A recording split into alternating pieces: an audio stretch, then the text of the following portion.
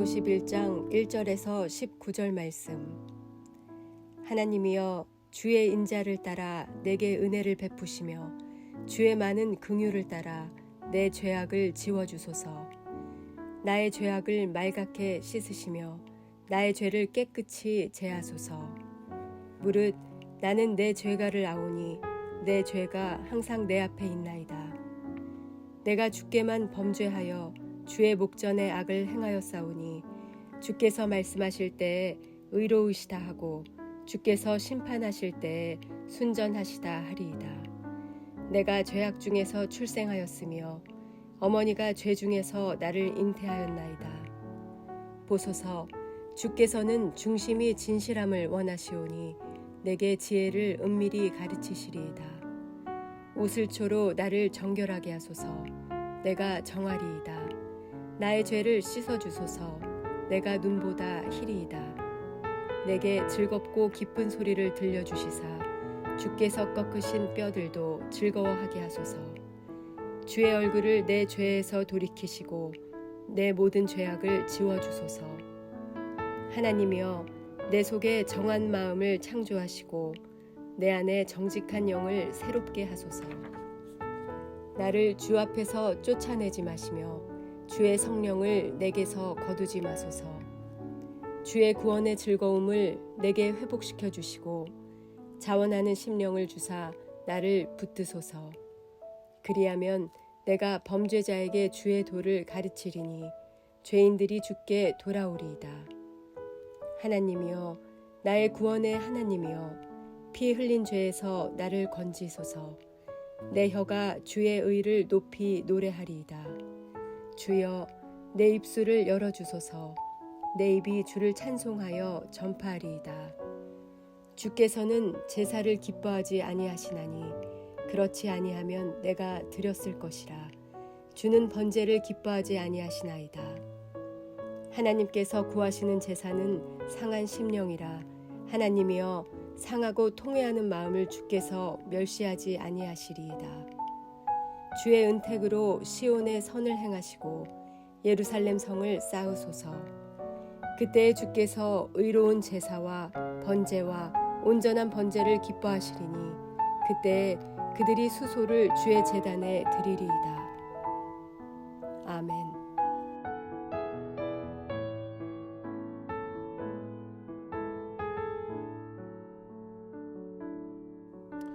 함께 기도하겠습니다.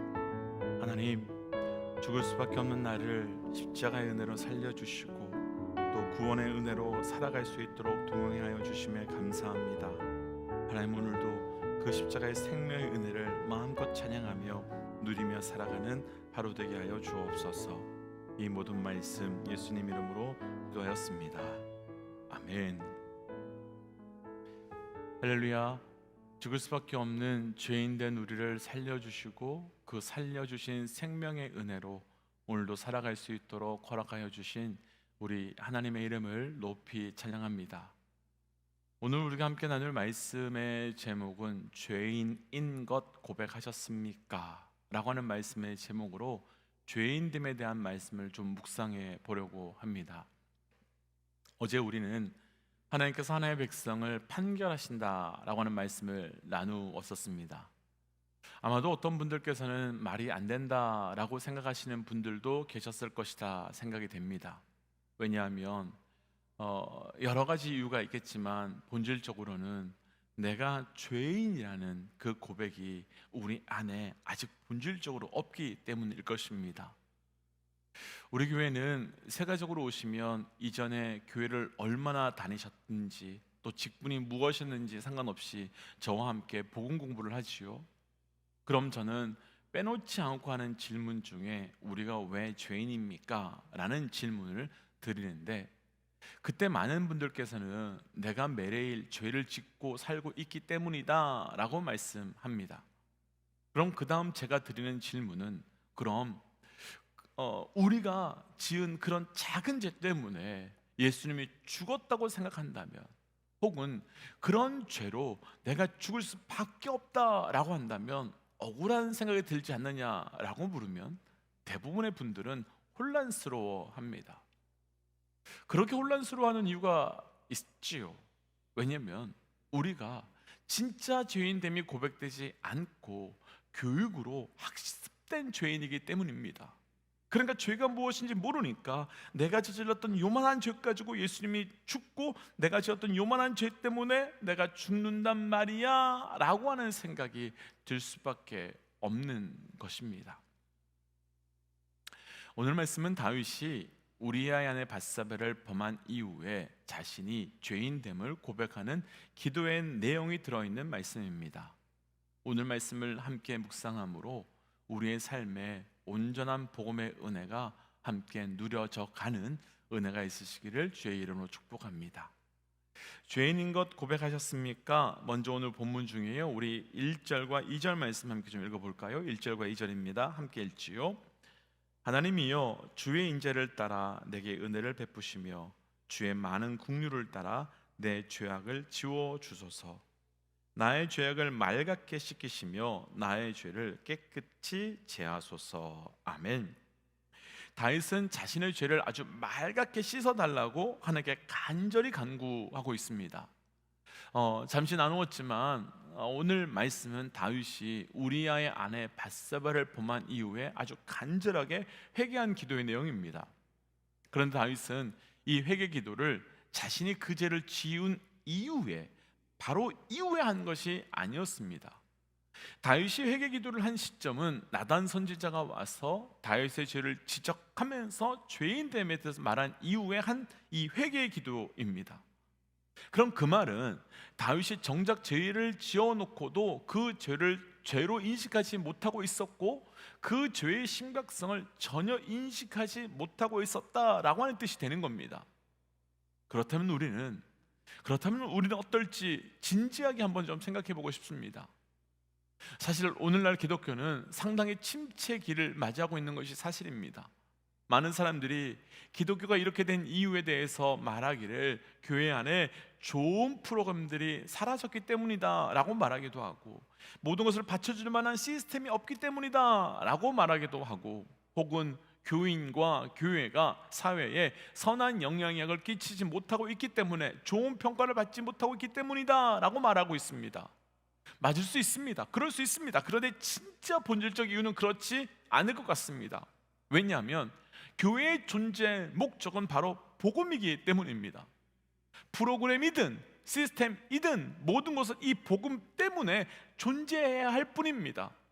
그런데 복음을 선포하기 위해서는 죄의 문제를 다루지 않고서는 절대 복음을 증거할 수 없는데, 어느 순간부터 교회와 믿음의 사람들이 오늘 말씀의 다윗과 같이 죄를 죄로 인식하지 않게 되도록 되어서, 그 이유는 교회에서 죄를 다루거나 죄를 언급하는 것에 대해 서로 불편해하는 상황이 끊임없이 이어지니까 죄에 대해서 말하지 못하는 시대가 되어버렸습니다. 복음이 복음일 수 있는 이유는 복음만이 그 사망의 원인이 되는 죄의 문제를 해결할 수 있기 때문이고, 교회는 그 죄 해결의 복음을 유일하게 선포할 수 있는 곳인데, 교회 안에서 말씀 안에서 죄를 다루지 않으니 복음이 복음될 수 없고, 복음이 복음되지 않으니 유일하게 복음이 선포될 수밖에 없는 교회가 아닌 일반 사회단체와 조금 더 다를 것이 없는 상태가 되니까 더 이상 교회에 올 이유가 이 땅 가운데 상실되게 되어버린 것입니다. 그래서 사단은 이 시대 교회와 믿음의 사람들을 공격하는 최고의 방법으로 죄를 짓지 말라고 말하는 것이 아니라, 죄를 지으라고 말하는 것이 아니라, 죄의 기준을 모호하고 상대적으로 만들어서 무엇이 죄인지 모호하고 혼란스럽게 만들어서, 동시에 죄도 모호하지만 복음도 애매모호하게 만들므로써 아무것도 되지 않게 만들어버린 겁니다.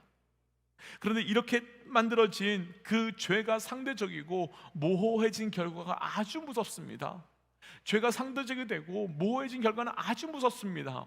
죄가 모호해지고 상대적이 될수록 죄의 파괴력은 점점 강력해지고 막강해져서 이제는 생각도 못한 죄가 나타나기 시작하고 동시에 죄에 대해서 시간이 갈수록 우리는 더 무감각해져 버리게 되고 있습니다. 오늘 말씀에 다윗을 한 번 더 생각해 보고 싶습니다. 다윗의 죄의 시작은요, 목욕하는 여인을 몰래 훔쳐본 것이었습니다. 그런데 그걸 죄로 인식하지 못한 죄의 파괴력은 결국 자기의 부하들을 죽이는 살인까지 가게 되었습니다. 비단 다윗뿐만 아니라 시대를 보면 5년 전, 10년 전만 해도 상상도 못하는 죄들이 더 이상 죄가 아닌 것으로 받아들여지고 있는 시대가 되었습니다. 그렇다면 우리는 어떨까요? 우리는 어떨까요? 5년 전만 해도 절대 그러면 안 된다고 생각했는데 지금은 어느 정도 괜찮다라고 생각하는 것, 그래서 그렇게 살아가고 있는 것 있지 않으신지요? 그때는 절대 그러면 안 된다, 그러지 않았던 내가 그렇게 지금 살아가고 있는 모습은 있지 않으신지요? 이렇게 본다면 오늘 이 회개의 기도가 시작될 수 있었던 것은 다윗의 입장에서는 죄가 드러난 것이 수치일 수 있지만 죄가 죄로 인식되고 고백되었기에 결국은 그 죄를 해결할 수 있는 유일한 하나님을 찾게 되었던 것을 우리는 축복이라고 말할 수밖에 없을 것이며, 동시에 죄가 죄로 인식되지 않다가 죄가 죄로 고백된 그 시간은 구원이, 그리고 복음이 완전히 회복된 최고의 은혜였다라고 말할 수밖에 없을 것입니다. 그래서 축복하고 싶은 것은 우리에게 이것이 축복이 될지 모르겠지만 하나님 앞에서, 말씀 앞에서 나의 죄인됨이 고백되고, 그래서 더 깊은 복음의 은혜로, 더 깊은 구원의 은혜로 살아갈 수 있는 그 죄인됨의 고백이 오직 말씀 앞에, 하나님 앞에서만 이루어지시는 은혜가 있기를 주의 이름으로 축복합니다. 그렇다면 우리가 고백해야 되는 죄인됨은 어떤 죄인됨이며 또 어떤 죄를 우리가 고백해야 될까요? 자, 본문 5절입니다. 5절 함께 읽지요. 내가 주께만 범죄하여 주의 목전에 악을 행하였사오니 주께서 말씀하실 때 의로우시다 하고 주께서 심판하실 때 순전하시다 하리니이다. 내가 죄악 중에서 출생하였음이요 어머니가 죄 중에서 나를 잉태하였나이다. 아멘. 죄송합니다. 4절과 5절을 함께 좀 연이어 읽어봤어요. 다윗은 이해할 수 없는 말을 하는데요, 다윗은 4절 말씀에서 내가 주께만 범죄하였다 이렇게 말하고요, 고백합니다. 이 말은 이해할 수 없다고 제가 한 이유가요, 다윗이 죄를 지은 대상은 누구였는지를 생각한다면 이해가 될 것 같아요. 다윗이 죄를 지었던 사람은 누구였습니까?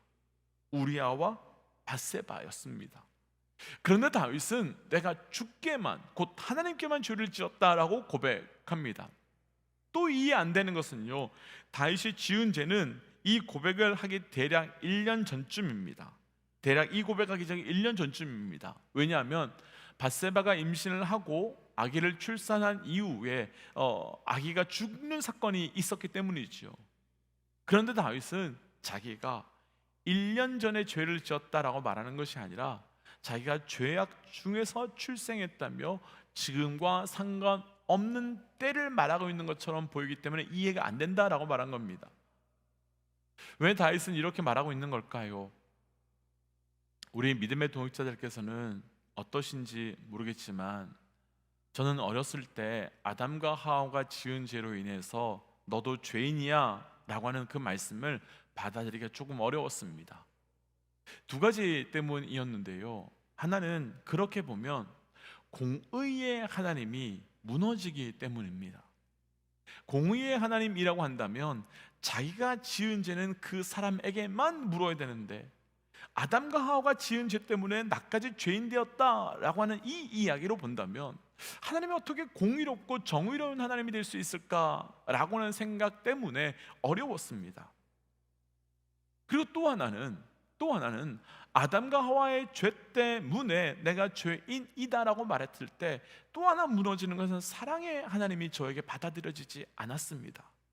만약에 사랑의 하나님이라면, 정말 사랑의 하나님이라면 저의 죄에 대해서는 저에게 묻고 그의 죄에 대해서는 그에게 물어야 되는데, 아니 정말 사랑의 하나님이라고 한다면 있는 죄도 용서해 주셔야 되는데 아담과 하와가 지었던 죄 때문에 저까지도 죄인이다라고 말하니 사랑의 하나님이 어찌 그럴 수 있지라고는 불편한 고민이 있었습니다. 그런데 이 부분에서 정말 정직하게 질문해 보고 또 우리 답해 보고 싶습니다. 우리가 원죄인인 것이 정말 아담과 하와 때문이라고 생각하시는지요? 정말 그들 때문에 내가 원죄인이 되었는지요? 그럼 우리가 창세기 3장에서 아담과 하와가 지은 죄가 무엇인지를 한번 고민해 보고 싶습니다. 아담과 하와가 지은 죄는 선악과를 먹은 것입니다. 그런데 선악과를 먹은 것은 죄의 결과이며 죄의 현상일 뿐이지 진짜 아담과 하와가 지은 죄는 그들이 하나님이 되려고 한 죄였습니다. 왜냐하면 뱀이 하나님께서 선악과를 먹지 못하게 한 이유가 그것을 먹으면 너희가 하나님 것처럼 될 것을 알고 먹지 못하게 했다라고 하는 그 말을 듣고 난 다음에 그들이 선악과를 먹었기 때문입니다. 곧 아담과 하와가 지은 죄는 내가 하나님이 되고 그래서 내 마음대로 하려고 한 바로 그 죄였던 겁니다. 그럼 이 사건을 우리에게로 적용해 보고 싶습니다. 우리는 어떠한지요? 혹 나의 가정에서 내가 하나님 대신에 주인 되려고 하신 적은 없으셨는지요? 혹 내가 내 교회와 내 직장에서 그리고 내 시간과 내 재정과 그 모든 것을 내 마음대로 하려고 하신 적은 없으셨는지요? 아마도 수없이 내가 주인 되었고 주인 되고 있고 주인 되기 위해서 애쓰고 계셨을 것입니다. 그렇다면 우리는 어제도 오늘도 앞으로 계속해서 아담과 하와가 지은 죄인 그 죄처럼 하나님이 되려고 동일한 죄를 우리도 짓고 있었던 거지요. 그럼 오늘 말씀으로 다시 돌아와서 왜 다윗이 통곡하면서 내가 주께 범자였다고 말하면서 내가 죄악 중에서 출생하였다고 고백하는지를 분명히 알 수 있을 것 같습니다. 다윗이 자신이 처절하게 원죄인임을, 내가 아담과 하와 같은 원죄를 짓고 있음을 보았고 들었고 깨달았기 때문인 것입니다. 사랑하는 믿음의 동역자 여러분, 우리가 죄인됨이 고백되시기를 축복합니다. 그런데 그 죄인됨의 고백이 단순히 내가 누구를 미워했어, 내가 더러운 생각을 했고 내가 더러운 어떤 말을 했고 더러운 행동을 했어, 그런 것이 아니라 아담과 하와가 지었던 죄를 내가 똑같이 짓고 있음을 고백함으로 그 죄인됨의 처절함이 고백되어서 십자가의 은혜로 살아갈 수 있기를 주의 이름으로 축복합니다.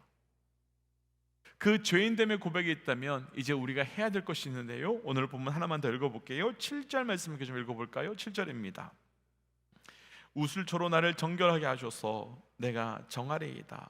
나의 죄를 씻어주소서 내가 눈보다 희리이다. 아멘. 다윗은 우슬초로 자신을 정결하게 해달라라고 간구합니다. 사실 이 우슬초가 정확하게 어떤 풀인지 또 어떻게 생겼는지 어디서 자라는 풀인지 이 부분에 대해서는 여러 가지 의견이 있고 약간의 논란이 있지만 지금 우리에게는요, 우슬초가 어떻게 생긴 풀이냐가 중요한 것이 아니라 어디에서 어떻게 사용되었느냐가 우리에게는 더 중요한 이 내용입니다. 우슬초가 제대로 등장했던 첫 번째 사건은요, 출애굽기 12장에서 하나님께서 이스라엘 백성들을 애굽 땅에서 구원해 내시기 위해 내리셨던 그 10가지 재앙 중에 가장 마지막 재앙인 장자의 죽음을 면하기 위해서 어린 양을 잡고 그 어린 양의 피를 우슬초로 문에 바르라 라고 한 사건에서 등장합니다. 그렇게 되면 죽음이 그 집을 넘어가게 되었기 때문입니다. 그래서 어린 양의 피를 문에 바르는 우슬초, 그것은 다른 것을 상징하는 것이 아니라 바로 우리 주 예수 그리스도의 보혈, 그 보혈의 능력을 상징하는 것입니다. 죽음의 그림자가 다가오지만 그 우슬초로 발려져 있는 보혈의 능력으로 그 집에는 그 죽음이 들어가지 못하고 넘어가는 것처럼 내 삶의 죄의 흔적과 죄들로 씻어낼 수 있는 보혈, 그것이 바로 우슬초인 것입니다. 그러니까 다윗은 우리의 죄가 무엇인지 알기에 이제 그 죄를 해결할 방법도 우리 예수님의 십자가에 살리신 그 보혈 외에는 없음을 분명하게 기억하라고, 나를 우슬초로 정결하게 해달라고 간구하고 있는 겁니다. 사랑하는 믿음의 동지 여러분, 우리에게도 다윗의 이 고백이 있으시기를, 그리고 우리에게도 그 우슬초 보혈을 통해 거룩함의 역사가 일어나는 이 거룩한 간구가 있으시기를 주의 이름으로 도전하며 간구합니다. 그 우슬초가 아니고서는 우리의 죄가 해결할 수 없기 때문입니다. 그래서 이 시간 주신 말씀을 기억하며 이렇게 기도하고 싶습니다. 하나님, 내 안에 무감각하게 망각하며 살고 있었던 그 죄악이 있음에도 불구하고 무감각하게 살고 있는 나의 영을 이 시간 민감하게 하여 주셔서 죄인됨을 깨닫게 하시고, 그래서 예수 그리스도의 보혈이 아니고서는 살아갈 수 없음을 고백하게 하여 주옵소서라고 함께 시간 기도하며 나가겠습니다. 함께 기도할까요? 하나님, 오늘 주신 말씀 받들고 기도하며 나아갑니다. 아버지요, 보혈 없이는 아무것도 안 됩니다. 보혈 없이는 아무것도 이루어질 수 없습니다. 주님, 우리에게 보혈을 하시고 그 보혈을 따라 주의 범죄를 나아갈 수 있도록 인도하여 주시옵소서. 그 보혈의 은혜가 나를 돕고 죄인됨을 고백하며 죄인됨의 고백을 통하여 십자가 앞으로 깊게 나아가는 은혜를 우리에게 더하여 주옵소서. 하나님, 죽을 수밖에 없는 죄인임에도 불구하고 죄인됨을 고백하지 못하며 살아가는 것이 나의 삶임을 고백합니다. 하나님, 이 시간 보혈의 은혜로 죄인됨을 고백하게 하시고 보혈의 은혜로 그 죄의 문제를 씻어 주시고 그 보혈의 은혜로 또 살아감으로 죄를 멀리하며 죄에서 승리케 하여 주시옵소서. 하나님, 그래서 오늘도 철저히 주의 은혜로만 살아가는 하루의 삶이 되어가길 원합니다. 이 모든 말씀 예수님 이름으로 기도하였습니다. 아멘. 사랑하는 믿음의 동지 여러분, 가장 축복받은 믿음의 사람은, 가장 은혜의 믿음의 사람은 그래서 죽을 수밖에 없는 죄인임을 고백하는 삶이 되는 것이고, 그 죄인됨의 고백과 더불어 살게 된 은혜를 붙드는 것입니다. 오늘 우리가 그런 인생을 살아갈 수 있기를 주의 이름으로 축복합니다. 함께 선포하고 또 삶의 자리로 기도의 자리로 나아가지요. 함께 선포하겠습니다. 하나님은 살아계십니다. 아멘. 승리하십시오. 함께 기도하겠습니다. 기도하지요.